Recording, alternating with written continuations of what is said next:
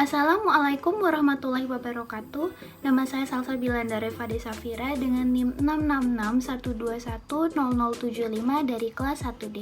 Di sini saya akan mempresentasikan poster artikel dengan judul Pancasila sebagai Dasar Negara Konseptual.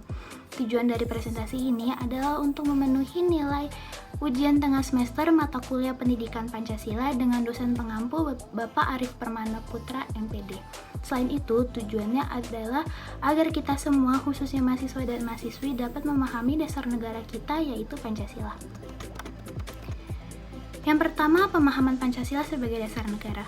Pancasila berasal dari dua kata dalam bahasa Sanskerta, yaitu kata panca yang artinya 5 dan kata sila yang berarti batu sendi, alas, dasar, serta kata sila dengan I2 yang artinya peraturan tingkah laku yang baik atau senonoh.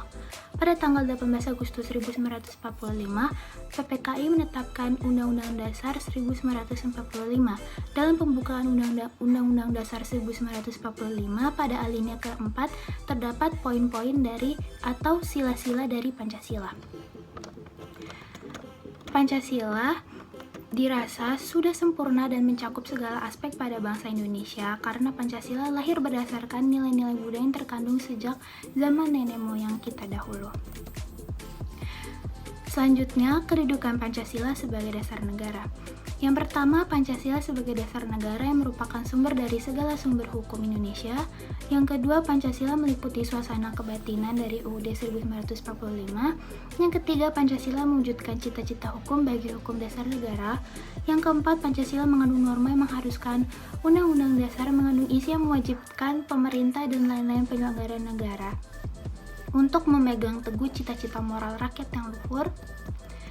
Dan yang kelima, Pancasila merupakan sumber semangat bagi UUD 1945 bagi penyelenggara negara serta para pelaksana pemerintahan.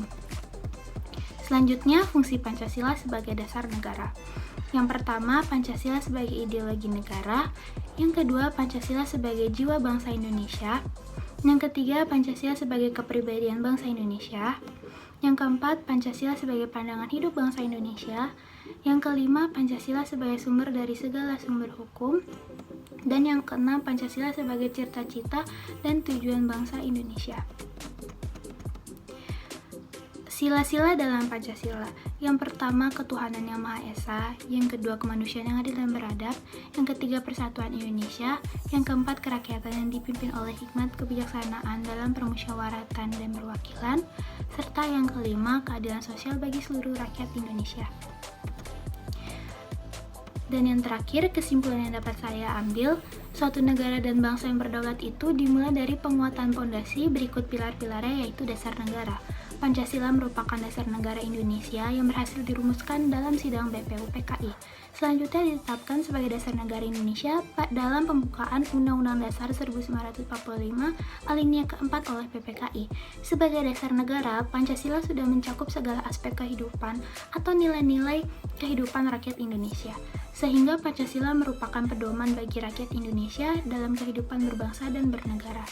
Sekian yang dapat saya sampaikan, kurang lebihnya mohon maaf. Wassalamualaikum warahmatullahi wabarakatuh.